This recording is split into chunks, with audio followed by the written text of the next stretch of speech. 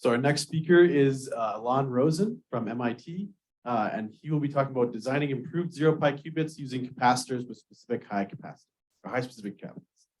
Great, thanks for the introduction, and it's great to be here today. Yeah, so I'm a postdoc in the engineering quantum systems group at MIT, led by Will Oliver. I want to talk about the zero pi qubit today. So zero pi qubit is an example of a protected qubit. The idea here is sort of, we're learning this week that error correction is really difficult. It'd be really nice if our qubits didn't have errors, or at least errors were substantially, exponentially even suppressed, right? So the first, it's okay. Is that better? Good in the back. Good. So. Yeah, let me see if is there like a volume control.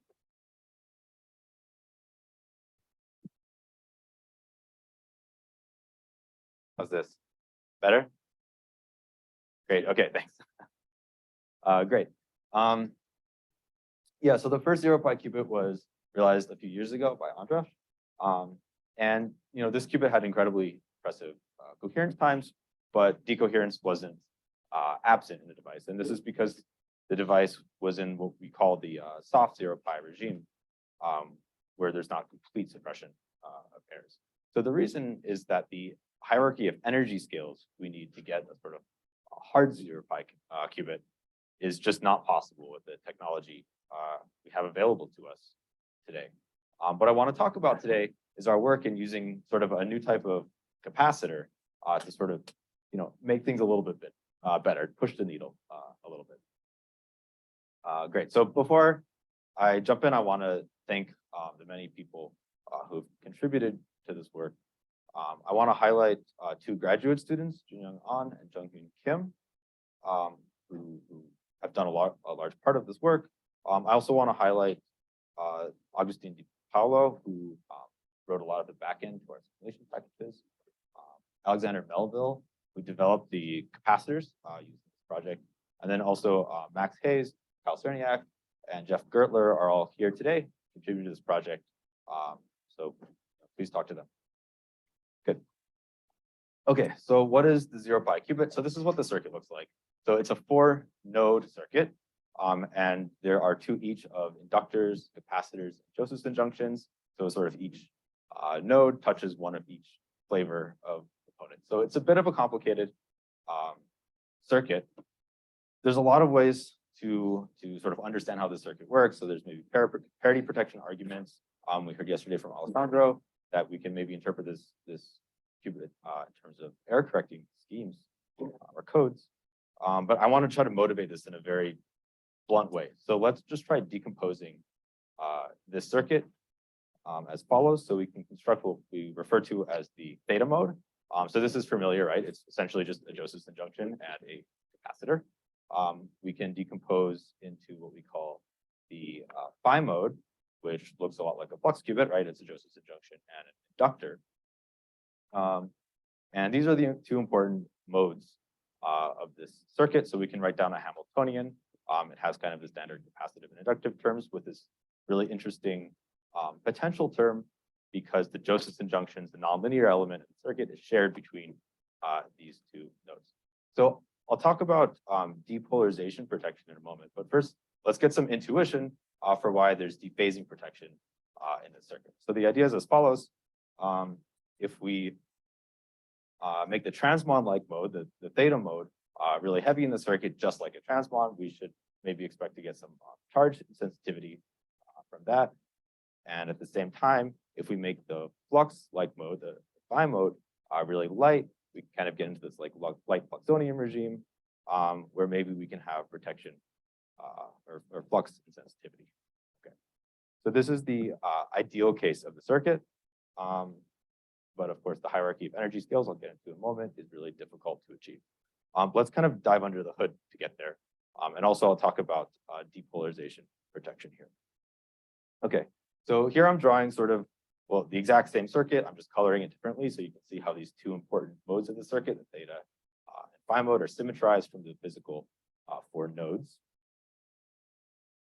And here's the potential of the circuit, again, coming from this really interesting coupled nonlinear element between the two modes.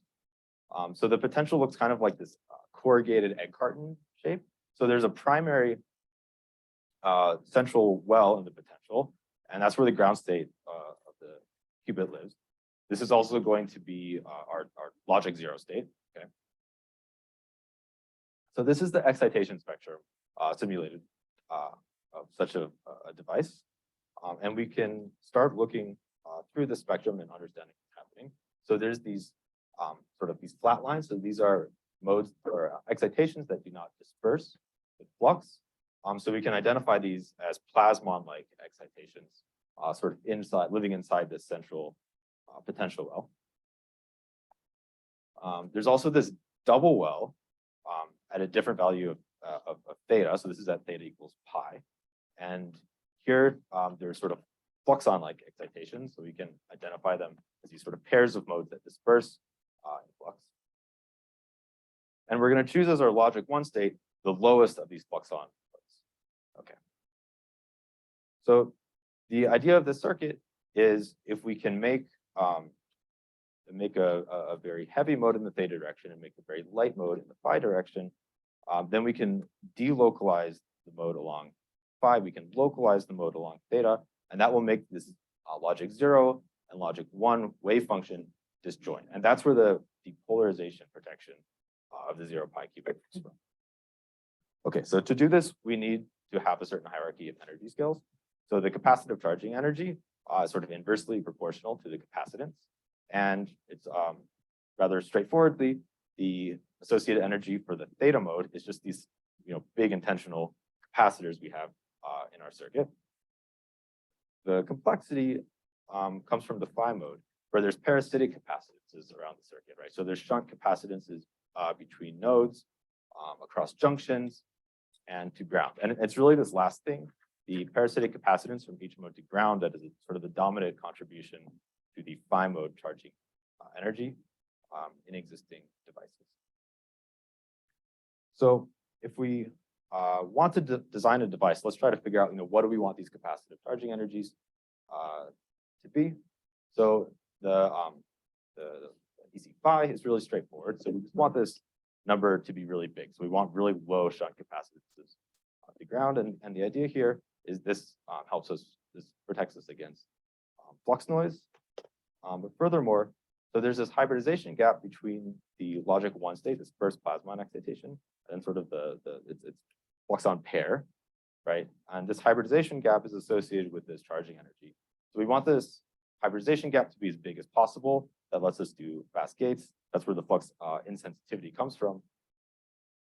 And that requires a really large EC phi. On the other hand, we want EC theta in general to be quite low, right? So just like a transmon, this is going to give us insensitivity to charge noise.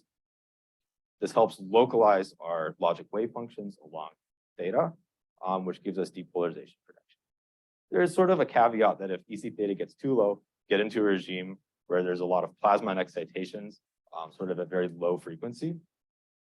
And that can kind of bring about energy crowding problems.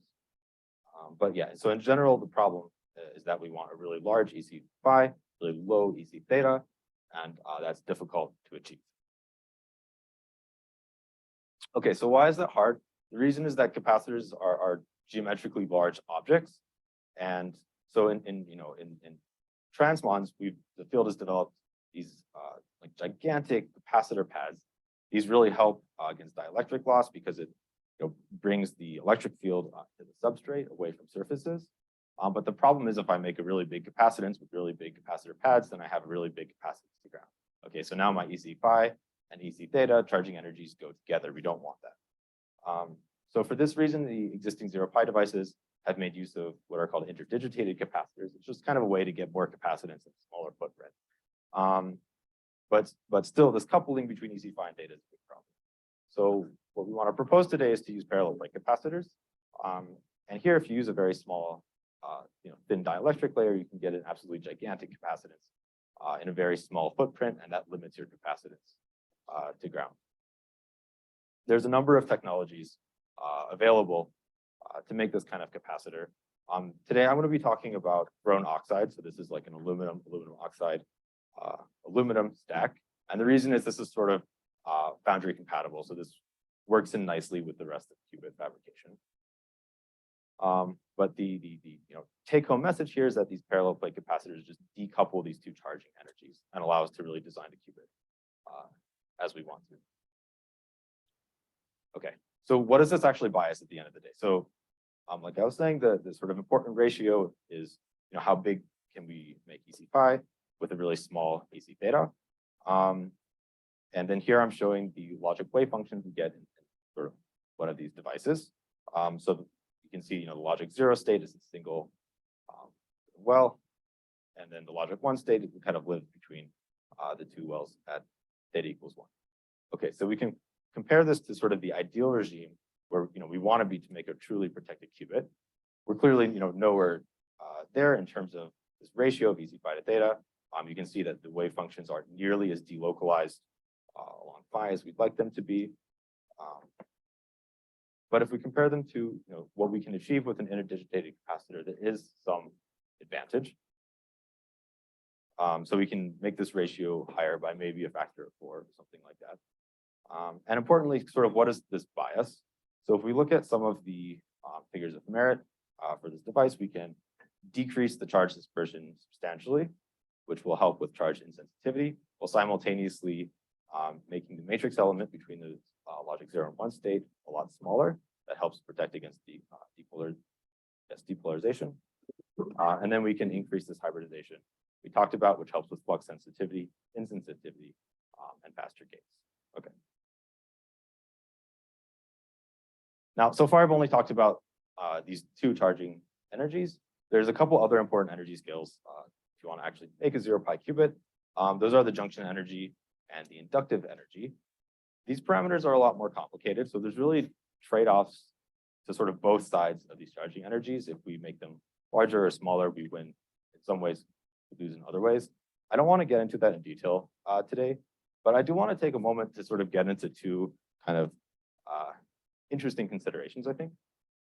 So the first is that when we make these inductors, what we're really doing is making a string of Josephson junctions wired up in series that effectively looks like a big inductor. So when we excite the qubit, there's some voltage profile, say, throughout this Josephson junction array associated with that excitation. A problem is that if we excite the qubit in a different way, we can sort of make higher modes of the excitation in the superinductor, and this is a big problem. We don't want this. These are not logical states. These are sort of parasitic excitations. So if we look at the energy of the lowest one of these parasitic superinductor modes as a function of superinductor parameters, here I'm showing the number of junctions and their critical current, we can sort of set bounds on sort of what superinductor is okay for our qubit.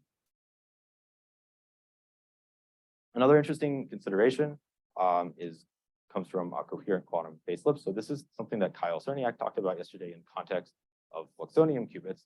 They're also very much relevant for 0 pi qubits. So the idea here is that in this superinductor array, flux quanta can sort of tunnel in and out of the superconducting loop, and effectively this looks like charge dispersion.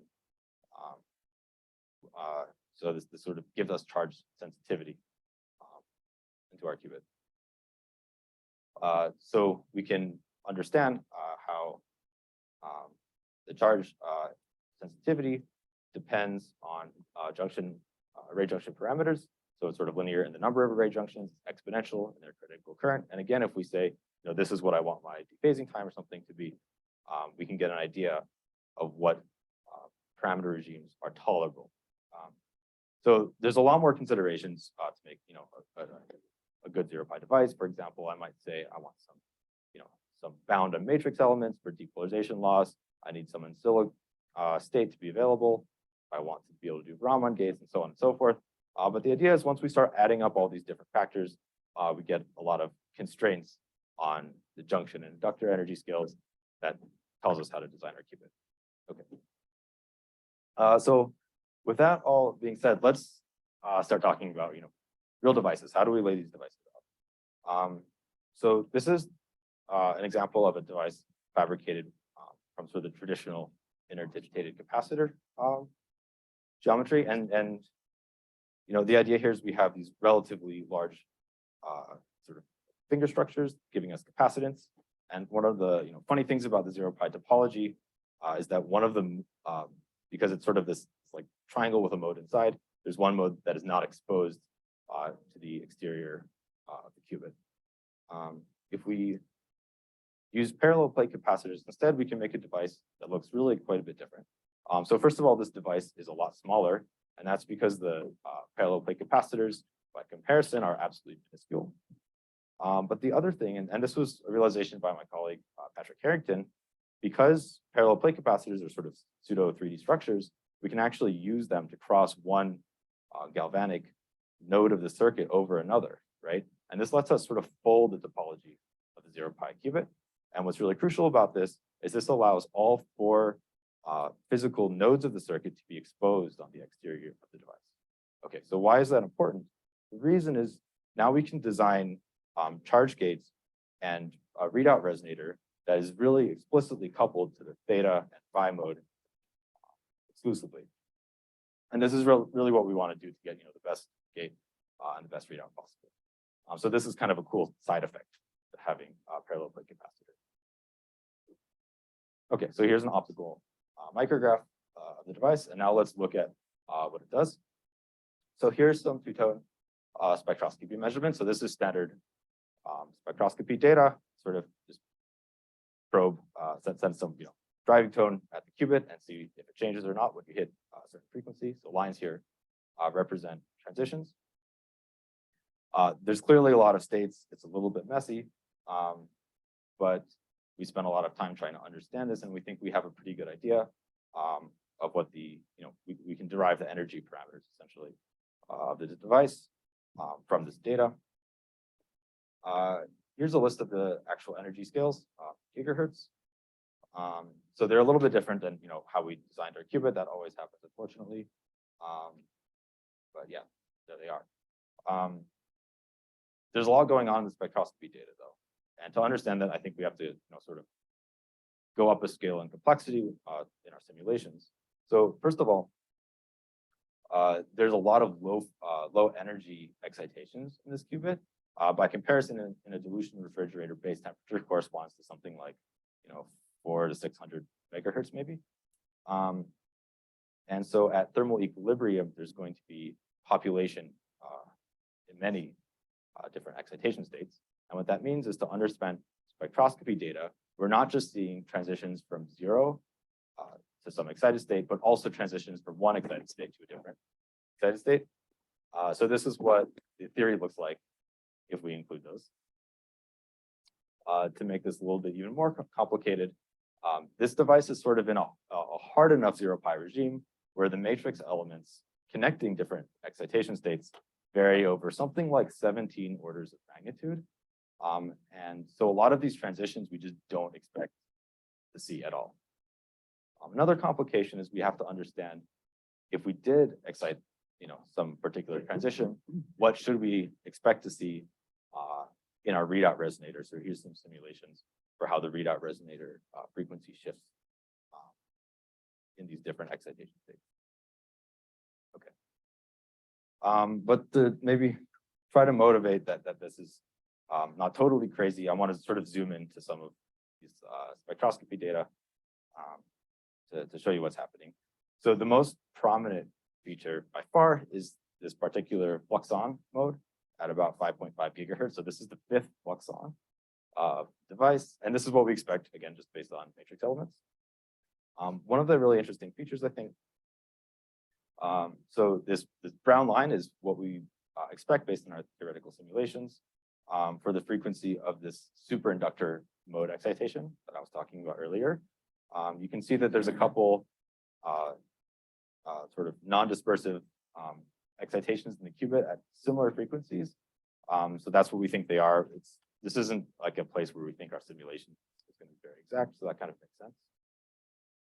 If we look at exactly half that frequency, we see sort of a copy of the same level structure. And what's happening here, we think, is we're seeing 2 photon excitations to, again, this hit flux on, and because the matrix elements are so varied in this device, we see these two photon excitations in spectroscopy without seeing any of the single photon transitions in similar energy scales.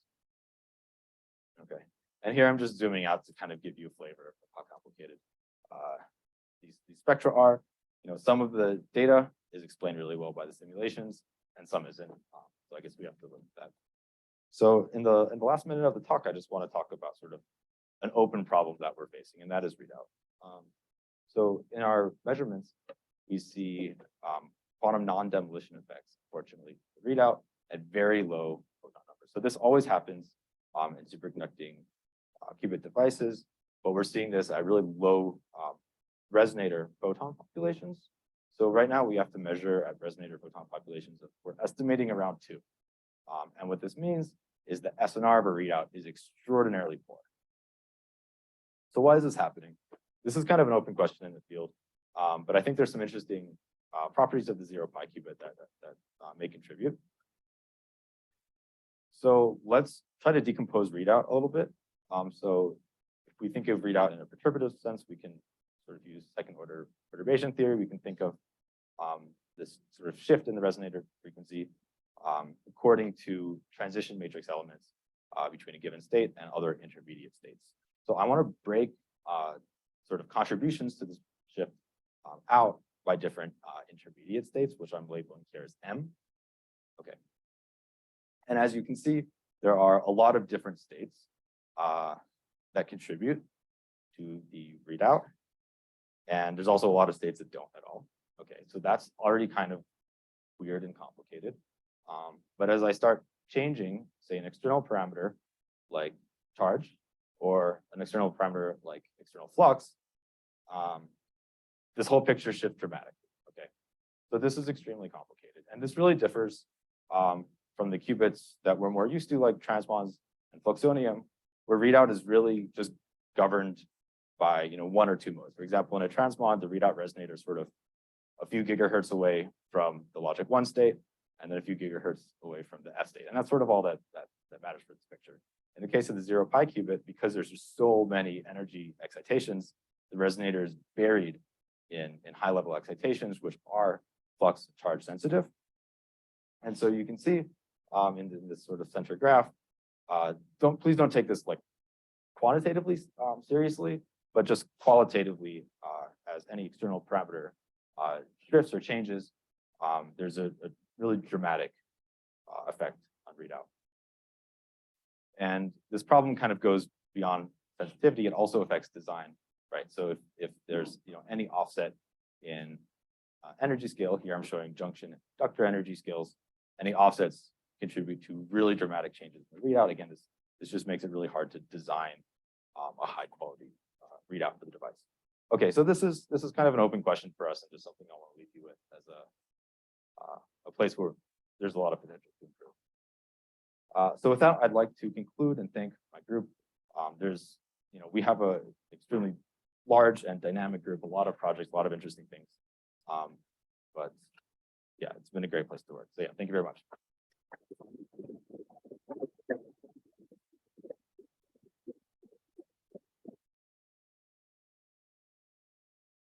Thank you for the great talk. Any questions?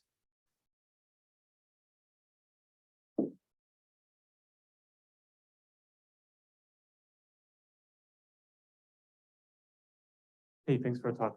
Quick question and a less quick question. The quick question is, you had to fit in quotes when you were fitting your spectroscopy. Is it the standard thing where you just tune the parameters until all the lines kind of look right, or? Okay. Yeah, unfortunately, that's right. So the approach I took was sort of a hybrid approach. So there's a lot of manual tuning, but then I developed like a back propagation based gradient optimizer because I just can't tune this many parameters myself. Unfortunately, there's some non-convexity in that problem, so it is a manual process. But it'd be nice to have like a computer vision based thing, but that's beyond us for now. Sure. And I guess my other question is, now that you're getting a little bit more into this hard review, have you thought about does this let you do gates in a sort of new way, or is it still doing the same kind of Yeah, no, that's an excellent question. I'm trying really hard not to think about gates. So I think it's really clear at this point. So Anjali at Princeton has done a lot of work to show that Raman gates, which are sort of what we have right now, aren't a long-term solution to this problem. So we are starting to brainstorm a little bit about sort of what other options exist. But I think there's a lot of potential for theoretical and experimental work there. Thank you. Can you tell us a little bit about how you made the capacitor and what you measured for the Q of the capacitor if you just, measure it separately from the rest of the device? Yeah, that's a great question. So the capacitor itself was fabricated at Lincoln Laboratories, and it's sort of in a foundry process. So I can't speak too much to the fabrication process itself. Some folks at Lincoln Lab, primarily Katrina Sliwa, have made transmon qubits using this process. And she did a really cool study where she sort of varied the energy participation in the parallel plate capacitor versus energy participation in sort of the rest of the more standard capacitor. And this let her extract Q factors from the parallel plate capacitor. And I believe the number, correct me if I'm wrong, Kyle, but I believe it's a few hundred K. Yeah, that's right. So I can say a little bit about the process. So it's like junction fabrication, but you do repeated oxidation. You oxidize your first layer, pause a little bit more, oxidize it again, repeated. That builds up something that actually doesn't leak at 4 Kelvin, at least, and from our circuits doesn't appear to leak at 0 Kelvin either. So it's really a simple growth process like that. And then, yeah, I think the numbers, most recent numbers were like 200,000 is the effective quality factor of that material. So it's not the best, but for enabling this kind of study, pushing in different parameter regimes, it's plenty good. It's kind of interesting because that's a lot worse. So Josephson junctions, we measured that as well, and we found 400,000.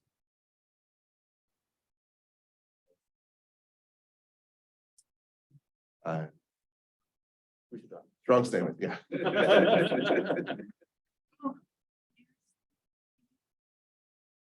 It was like, I think 8. Is what we used to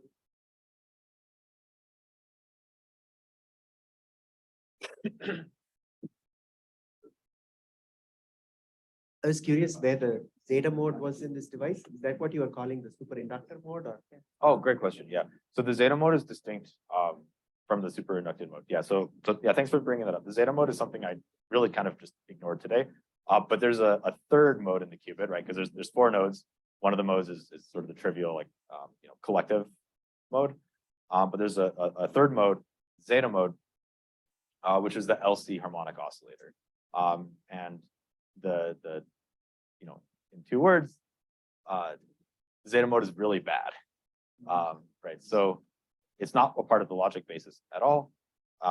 And if there's any coupling between the zeta mode and theta and phi modes, it contributes shot noise to the device. Okay, so this is completely distinct from the superinductor modes. The superinductor modes, there's actually superinductor modes with all of the symmetries. So there's superinductor modes that can contribute to the like theta, phi, and zeta modes. The ones that I'm most concerned about are the theta modes, just because we see those at the lowest energies. So the superinductor modes, it's sort of like copies of these 3 modes, but with like an extra high energy. That's sort of the way I think about it. Like an excitation of the chain mode of the.